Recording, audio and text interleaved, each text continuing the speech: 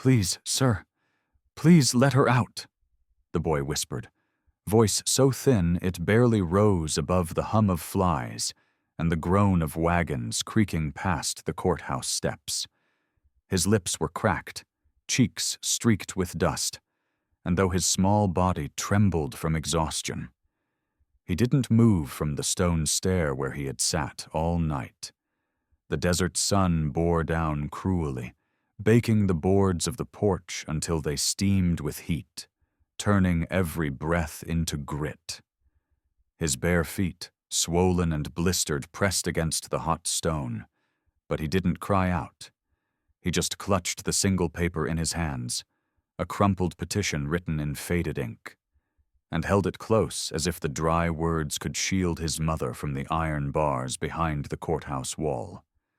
The townsfolk had seen him there the night before, curled against the rail as the lamps flickered.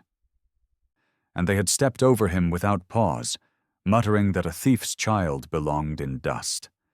Now, in the sharp light of morning, he was still there, clothes damp with sweat, eyes glassy from thirst. A tin cup had been set near him by some passing woman, but the water had long since gone warm, the bottom coated in dirt. He hadn't touched it since, as if saving it for someone else. When the great doors of the courthouse creaked open, the boy's body jerked, hope pulling him to his knees though his legs wobbled beneath him.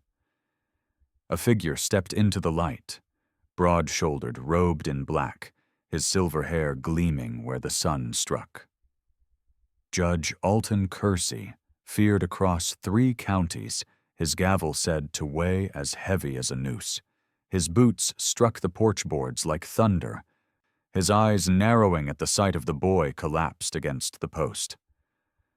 "What's this?" he muttered, voice gravel dry from years of verdicts. "Why are you here, child?" The boy's hands shook as he held the paper higher, the ink already smearing with sweat. "Please, it's my mama," he rasped, voice cracking like clay. "They said she stole, but she didn't. She only took bread, for me. They tied her, and then they locked her, and nobody listens. So I waited. So maybe you'd listen." His voice broke on the last word, a sob tearing through the dust-thick air.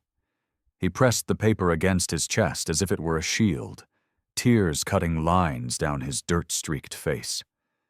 The judge's shadow loomed over him, cold as a gallows tree, and for the first time in years, something in Alton Kersey's gaze faltered.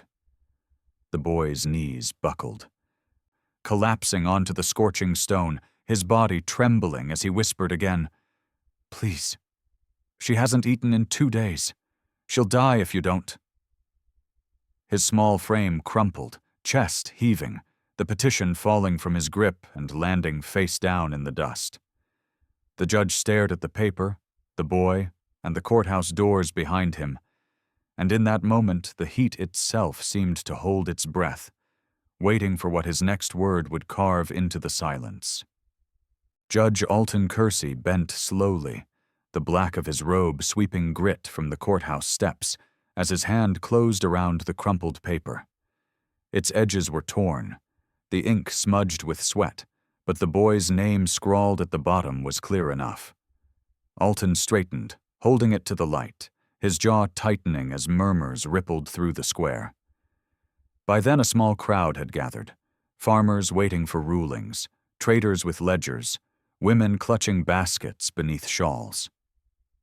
Jonas Cutter, the merchant who had pressed the charge, stepped forward with his boots crunching on the packed dust. A slick grin spread wide across his sunburnt face. "Judge," he called, loud enough for every ear, "that boy's wasting your time. His mother stole from my stall, plain and witnessed. Rope and cell were mercy enough. Don't let a child's tears soften the law." His words drew chuckles from a few, nods from others eager to be done. But Eveline Bragg pushed forward too, lantern dangling from her hand, though the sun burned hot overhead, her face sharp with defiance. "Mercy?" she snapped. You call starving a mother and chaining her for bread mercy? You all walked past a boy half dead in the dust, and none of you lifted a hand." Jonas sneered. "Best keep your lamp for night, Eveline. Broad daylight's for men who know the law." Laughter flicked again, bitter, but Alton's voice cut through like a gavel striking oak. "Enough." The square fell still, eyes snapping to the judge as he spread the paper flat against his palm. His gaze dropped to the boy slumped at the base of the steps, his chest rising shallow, eyes fluttering half shut from heat and thirst. "This petition," Alton said, his voice steady, "was written proper, filed with signature. You call it dust, but law calls it plea, and no plea in this courthouse will be left unread." Jonas stepped back, face paling beneath his grin. "Judge, she's guilty. Witnesses saw—" "What I see," Alton cut in, voice hard as stone, "is a child who sat through the night on these steps, waiting for justice his town was too small to give him." Eveline's eyes burned bright, lantern trembling in her hand as the silence deepened. The boy stirred weakly, whispering hoarse, "Please, don't let her die." The judge's jaw tightened.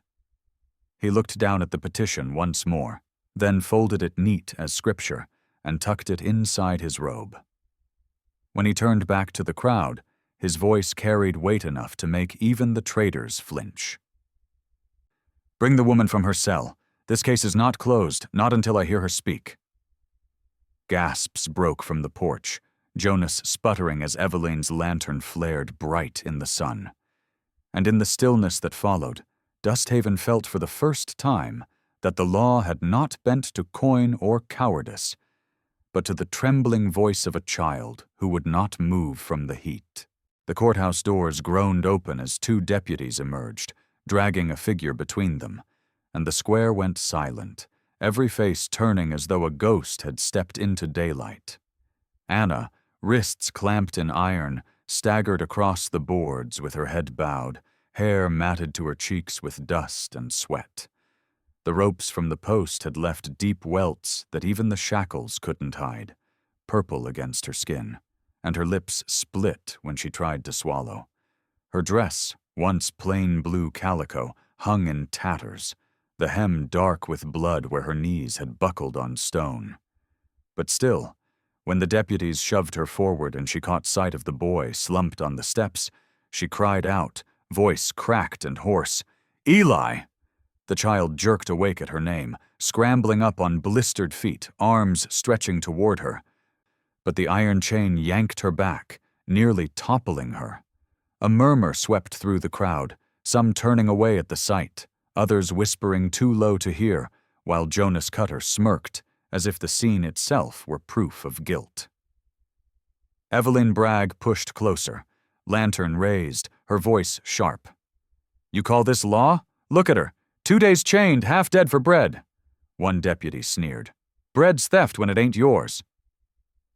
But Judge Alton's voice snapped through the heat. "Bring her forward." The deputies shoved Anna to the base of the steps where Eli clung to her skirts, iron rattling between them as she bent low, pressing her cracked lips to his hair. Tears streaked down his dirt-stained face as he whispered, "Mama, I stayed. I waited all night. He read the paper." Her eyes lifted then, glassy but burning, locking on the judge. For a moment silence hung, broken only by the wheeze of her breath. Then she spoke, raw but unshaken. "I took bread, a crust left on a stall. Not for me, for him. He hadn't eaten 2 days. I would have taken lashes, rope, death, but don't call my boy thief for hunger he didn't make." The square shifted, shame crawling into faces, murmurs rising low. Jonas Cutter flushed, his grin faltering, and Eveline's lantern trembled brighter as if her very hand carried Anna's words higher. Judge Alton's eyes narrowed, gavel hand flexing at his side. "So you confess?" he asked. Anna lifted her chin, shackles clinking, and though her frame shook under the weight of heat and hunger, her voice rang clear. I confess I'm a mother. If that's crime enough for hanging, then hang me, but don't call it justice." Her words dropped heavy as iron into the dust. And the crowd, split clean between fear and shame, leaned closer as the judge's shadow stretched over her and the boy clinging to her chains. Jonas Cutter stepped forward before the murmurs could settle, his boots grinding dust into the courthouse steps, his hand slicing the air like a gavel of his own. "You heard her, Judge," he barked, eyes gleaming with triumph. "She confessed plain, took bread that wasn't hers. Law says theft, law says lash. Don't let a sob story break the spine of justice." He turned to the crowd, his voice swelling like a preacher's. "If one thief walks free because she hides behind a child's tears, then every loaf in Dusthaven's market is fair game for beggars and cut purses. You want your tables bare by winter?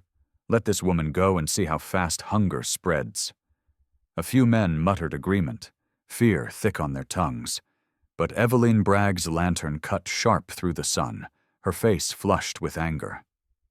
"Fear spreads faster than hunger, Jonas. And cruelty fattens wolves while lambs starve. Look at her." She pointed to Anna, who swayed under the weight of the chains, Eli gripping her skirt, the child's face blotched red from heat. "Is this the justice you crave? To call a mother's sacrifice rot, and call yourselves men while a boy begs in the dust?" Jonas sneered, voice dripping contempt. "Save your sermons, Eveline. You've no family, no stake. Best keep your lamp shut before someone knocks it cold." The crowd hissed with unease, shame mingling with fear, and all eyes shifted to the judge where he stood above them, robe heavy, the petition paper still tucked against his heart. His jaw worked, teeth grinding, as if the weight of his gavel had never felt so heavy. "The law is clear," Alton said at last, his voice low but carrying. "Theft is punished. A confession binds me as sure as rope binds wrists."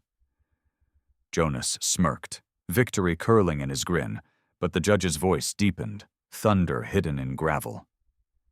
"But law without measure is no justice. It is cruelty dressed in seal and ink." He turned his gaze down on Anna, her knees trembling, Eli pressed against her side. "You took bread for a child," Alton said slowly. "A loaf worth pennies against a life worth more than gold. The law demands order, yet mercy demands hearing." He lifted the paper high, sweat trickling down his temple. "This petition was written proper, signed proper, filed proper, and no man in Dusthaven will silence a plea brought to this bench, not with coin, not with jeers." The square held its breath as Jonas lunged again, voice sharp as a knife. "Then you defy your oath, Judge. You put pity above law." Alton's gavel slammed against the step, echoing across the square, startling birds into the hot sky. "No," he thundered. "I put justice above rot, and justice begins here with this case before the whole of Dusthaven." The crowd stirred, torn between Jonas's fear-mongering and the judge's iron tone, and for the first time in years the courthouse itself seemed alive. Not with verdicts of coin, but with the weight of truth trembling in the heat. The courthouse filled like a riverbed after storm, townsfolk pressing shoulder to shoulder on the benches, dust clinging to their boots, as if the very floor wanted to remember every step. The air was thick, sweat and whispers mixing under the wooden beams, while Judge Alton sat high above, his gavel resting heavy against the bench. Anna stood chained at the front, iron biting her wrists, her face pale but lifted, Eli clinging to her skirts with one hand, the crumpled wooden horse in the other. Jonas Cutter strutted near the front, lips curled, ledger clutched like scripture, ready to spill his poison. Eveline Bragg sat at the aisle's edge, lantern resting on her knees though daylight poured through the high windows, her eyes bright, steady, daring the room to look away. The judge's voice cut through the murmur. "Bring forward witnesses. Jonas smirked and snapped his fingers. A shop boy shuffled up, head low, swearing he'd seen Anna take bread from Cutter's stall. Another man claimed she'd passed it quick to the child, and Cutter leaned on every word like nails hammered into a coffin. The crowd shifted, nodding, muttering, but Alton's eyes stayed fixed on Anna, who stood silent, jaw set, though shame burned her cheeks. Then a sound cracked the air sharper than the gavel. Eli's small voice, trembling but loud enough to stop even Jonas mid-word. "It wasn't stealing," he cried, stepping forward, the wooden horse clutched against his chest. "She gave me her piece too. She hadn't eaten in 2 days. She said mamas eat last. She said I had to live." His voice broke, tears spilling down dirt-streaked cheeks. But he lifted the wooden horse high like proof. "I kept this toy while she gave up bread. If that's stealing, then call me thief too, because I ate it." The room stilled, jaws tightening, eyes flicking between the child and the chained woman. Eveline's lantern flickered as her hand trembled, and even hardened farmers lowered their eyes. Judge Alton leaned forward, his silver hair catching the light, his gaze heavy as stone. "You're saying your mother fed you first?" Eli nodded hard, sobs racking his small chest. "She always does, even when there's nothing. She waited while I slept, and she walked while I rode. She's never taken a thing for herself, sir, not once. Only for me." His voice cracked again, softer now, but clear as prayer. "Please don't hurt her for keeping me alive." Jonas scoffed, sputtering. "It's a child's tale, Judge. Born of pity. Don't weigh law on tears." But his words rang hollow, the boy's sobs still hanging heavy in the room. Alton's gavel struck once, sharp. "Silence," he commanded, though his own voice trembled faintly. He turned his gaze to Anna, then back to Eli, and in that moment the courthouse walls seemed smaller than the boy's plea, the law itself shifting beneath the weight of a child's truth. Jonas Cutter wasted no time once the hush settled, his grin returning sharp as a knife, voice cutting through the courthouse like a saw through bone. "Hear the boy's words, Judge, clearer than any confession. He admits his mother took bread, gave it to him. Theft wrapped in pity is still theft. Shall we now call every beggar noble because they cry while they steal?" Laughter flicked from a few throats, nervous and brittle, eager to lean on Jonas's certainty. Eli flinched, clutching his wooden horse tighter, his small body pressing against his mother's side as if he could vanish into her skirt. Anna bent low, whispering comfort, but Jonas's voice grew louder, pounding like hooves. "If this court bows to a child's sob, then there is no law, only chaos. The baker's ovens will be raided, the trader's stalls stripped bare. And who will thank you then, Judge? None. They will curse your name when Dusthaven starves." He spread his arms wide, eyes sweeping the benches, the crowd nodding like reeds in wind. But before he could close his snare, Eveline Bragg stood, lantern lifted high, though sun slanted gold through the window. Her voice cracked like thunder. "Shame on you, Jonas Cutter. You speak of law, but you worship coin. You sneer at tears because you've none left in your own heart.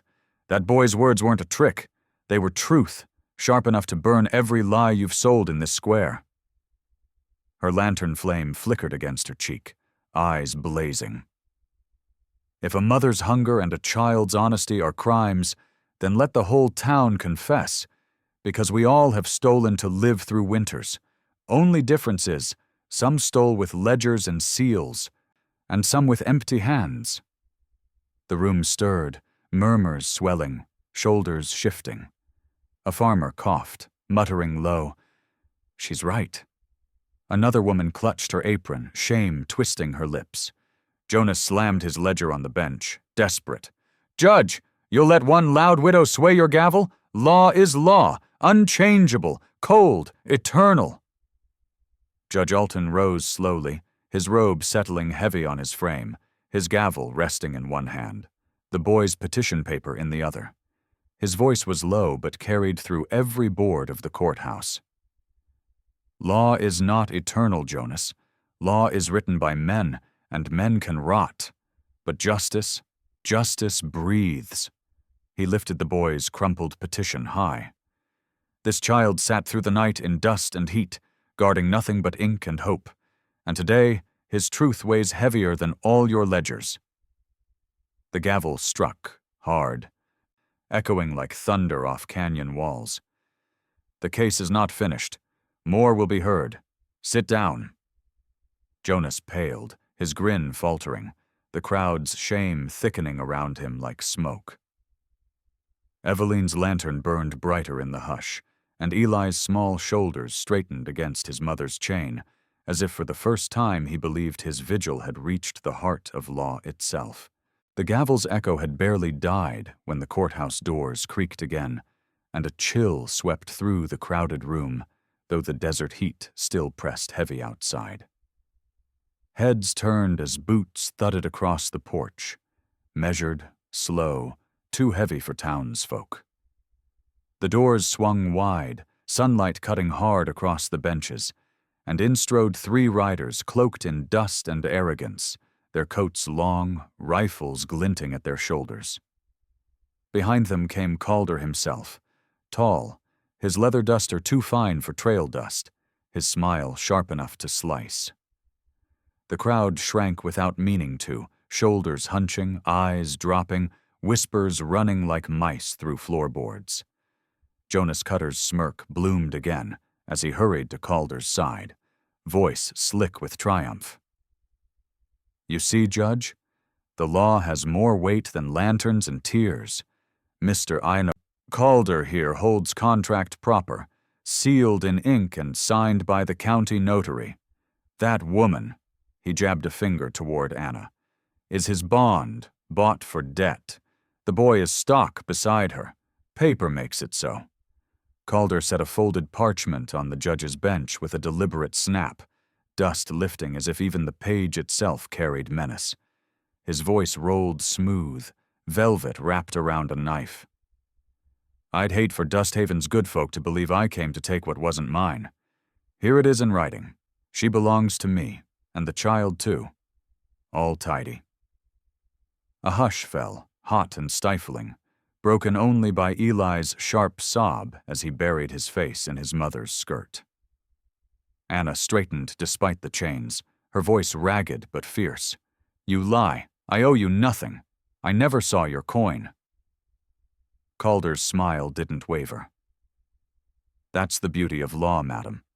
It doesn't care what you saw, only what's written.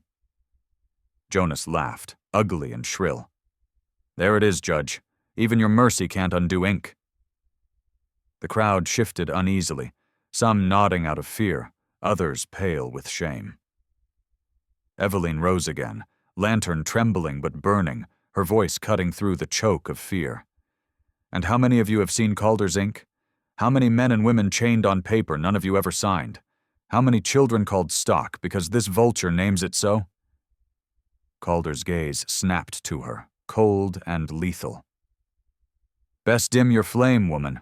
I've snuffed brighter. The lantern flared in her shaking hand, a fragile defiance against his threat.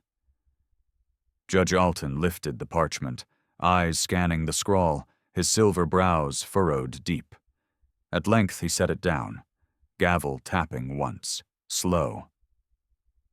Paper speaks, he said, voice low, but so do men, and I will hear every word before I weigh ink against breath. Calder's smile thinned, his shadow stretching long across the bench. Then weigh quick, Judge. Sundown waits for no man, and fire travels fast across dry wood. His threat hung thick, smoke without flame, and the people of Dusthaven shifted in their seats as though they already felt the heat licking at their heels. The courthouse groaned with voices as if the very beams strained under the weight of Dusthaven's fear. Calder's parchment lay heavy on the bench, its seal glinting red, while Judge Alton sat stone-faced above it, his gavel resting silent but close. Jonas Cutter prowled before the benches like a hound unleashed, waving his ledger in one hand, the other stabbing at Anna and Eli as if their very breath were insult. "You all heard it," he barked, sweat shining on his brow. "Contract sealed, paper stamped, law itself speaks. Defy Calder and we all pay. Already as men ride our roads, already as fire waits for our homes. Best this court end it now. Give him the woman, give him the boy, and let Dusthaven live." Murmurs swelled, men shifting uneasy, mothers clutching children, the sharp tang of fear cutting through the heat. A farmer rose, cap twisting in his hands. "Judge, my youngest's crib sits near timber walls. If Calder means fire—" His words faltered, shame catching in his throat, but others muttered assent. Evelyn Bragg shot to her feet, lantern held high so its small flame trembled against sunbeams. "And what will you tell your children when you sell them a world where paper owns their mother's breath? When they ask why you bowed while a boy begged in dust? Jonas calls it law. I call it cowardice." Her words rang clear, shame flashing across faces, but Jonas sneered, circling her flame with his words. "Easy to speak when you've no skin at stake. When it's your barn burned, your children coughing smoke, will your lantern keep them alive?" The room split with shouts, some cheering Jonas, others crying Eveline's name, the benches shaking with the storm of voices. The sheriff rose half-heartedly, badge glinting, voice weak. "Judge, this ain't order. We can't—" "Silence!" Alton's voice cracked like thunder, the gavel slamming once, rattling the parchment. The uproar stilled, though fear still pulsed like blood beneath skin. Alton's gaze swept the crowd, silver brows heavy. "I swore oath to law but not to rot. If this town cannot tell justice from coin, then it has forgotten itself. You want peace? It won't be bought with chains." Gasps fluttered, Eveline's lantern trembling brighter as if in answer. Calder's smile thinned, his teeth flashing cold. "Careful, Judge. One word tips you from bench to grave." The threat coiled heavy, but Alton's gavel struck again, firmer. "Then let Dusthaven hear it all before sundown. Not one voice silenced, not one plea denied. This case will be weighed in full light." The benches rippled, half with relief, half with terror, and as the crowd spilled into the blistering square, the town was no longer one. Some huddled around Jonas, whispering of barns and fire. Others drifted toward Eveline's flame, shame tightening their jaws. And above them all, Calder stood smiling in the doorway, the sun at his back, his shadow long enough to reach every trembling heart in Dusthaven. The benches creaked as Judge Alton called for more testimony, his voice steady, though the sweat on his brow betrayed the weight pressing his shoulders. Calder lounged at the back, arms folded, his men leaning against the walls like wolves waiting to feed, while Jonas Cutter prowled the aisle, his ledger clutched like gospel. "Bring any witness you like," Jonas crowed. "None can scrape ink off parchment. Law is law, Judge, and the contract stands." He snapped the parchment with a flick, its seal flashing crimson in the dust-lit air. The crowd shifted uneasily, some muttering that perhaps Jonas was right, others shaking their heads, shame heavy in their eyes. Then, from the rear benches, a man rose, a blacksmith with arms thick from hammering iron, his beard still dusted with soot. He stepped forward slowly, voice low but strong. "I saw her at the stall that day. She didn't grab no loaf like a thief. She asked, quiet, near begging. Jonas sneered, waved her off, said no coin, no bread. I saw him leave a heel on the counter just to spite her, then cry theft when she picked it up." A ripple surged through the room, whispers sharpening like knives. Jonas's face flushed red, his grin faltering. "Lies," he spat. "Blacksmith's drunk half the time. He'd sell his word for a nail. But the blacksmith's voice grew louder, iron in every syllable. I sell nothing but truth, and I saw Cutter's hand in the jar, lifting coin that wasn't his. He screams thief at a mother, but he's been one all along. Gasps cracked through the benches, Eveline's lantern flaring bright in her trembling hand. Jonas stammered, sweat running down his temples, but before he could snarl another defense, another voice rose.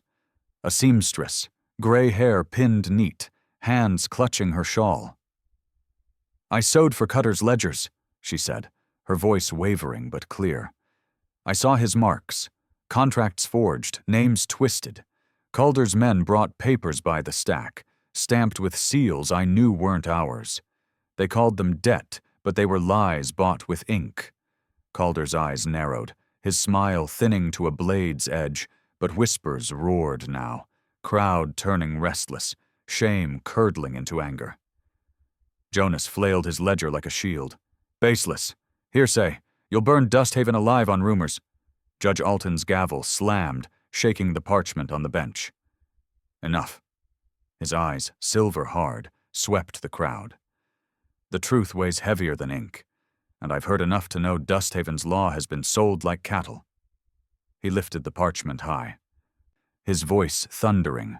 If Calder's claim rests on Cutter's hand, then it rests on rot, and I will not bind mother and child to rot. The benches erupted, some crying praise, others muttering terror. Calder rose slow, his shadow stretching long, voice smooth and venomous. You choose dangerous words, Judge. Sundown nears. Let's see if your gavel can hold back fire. His threat hung heavy as smoke, the room trembling with the knowledge that before the day was done, Dusthaven would bleed or stand. By the time the sun slid low, the square outside the courthouse boiled with fear and silence. The crowd had not dispersed. They stood like wheat before a storm, torn between Jonas's whispers of fire and Eveline's lantern glow. Calder emerged from the courthouse doors, as if he owned the boards beneath his boots, the forged parchment clutched in one hand, his smile sharp and steady. His men spread wide, rifles gleaming, torches sputtering to life, though daylight still burned. Anna stood at the steps, chains still biting. Eli pressed to her side, his small chest rising fast, the wooden horse clenched in his fist like a weapon made of prayer. Judge Alton strode out behind them, his gavel in one hand, the boy's petition in the other, his robe dark with sweat. His voice cut into the hush. This paper, he lifted Calder's parchment high, is fraud. Witnesses have spoken. This claim holds no justice, no law, and no child will be sold on lies while I hold this bench. The crowd gasped, some with relief, others with terror, but Calder only laughed, deep and low, as he tore the parchment back from Alton's grip. Then you've signed this town's death, old man. I don't need your gavel when I've got fire. He flung his hand, and his riders surged forward, torches lifted, rifles raised. Screams split the square, mothers clutching children, men stumbling back. But before the first torch struck, the blacksmith bellowed, his hammer raised high. No more! He swung, shattering a rider's torch to splinters. Eveline's lantern flared as she rushed to Anna's side, her voice ringing across the chaos. Stand with them. Stand with the boy who begged for justice! The crowd roared, shame burning into fury. Farmers seized axes, women flung stones, and the square erupted as Dusthaven rose at last. Calder drew steel, lunging for Anna, but Boone Hale, silent until then, stepped from the ridge, his scar lit red in the fading sun, rifle thundering. The shot split Calder's pistol in half, shards flying into the dust. He staggered back, eyes wide, but Boone's voice rolled low, iron and vow. Paper don't own breath, and no man owns a child.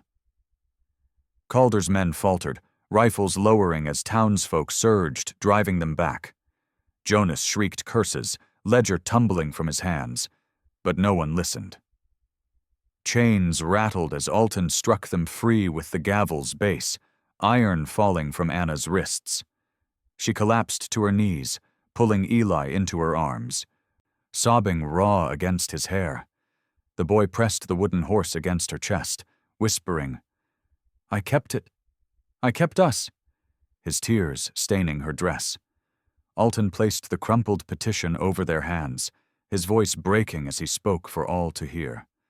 "This paper holds more law than Calder's gold ever will. It is signed in hunger, sealed in truth, and upheld by this court." Silence fell as the last riders fled, torches dying in the dust, and the square filled with lantern light, dozens lifted high as if the stars themselves had descended. Evelyn's flame trembled bright in the front, Anna's sobs cracked the hush, and Eli's small voice carried strongest of all. "She's free." The crowd answered not with cheers, but with bowed heads and tears, as if they too had been chained and at last unbound. Please like, share, and subscribe to support more soul-deep stories here on Echoes of the West. If you had seen Eli wait all night for justice, would you have stood beside him, or walked past into the dust?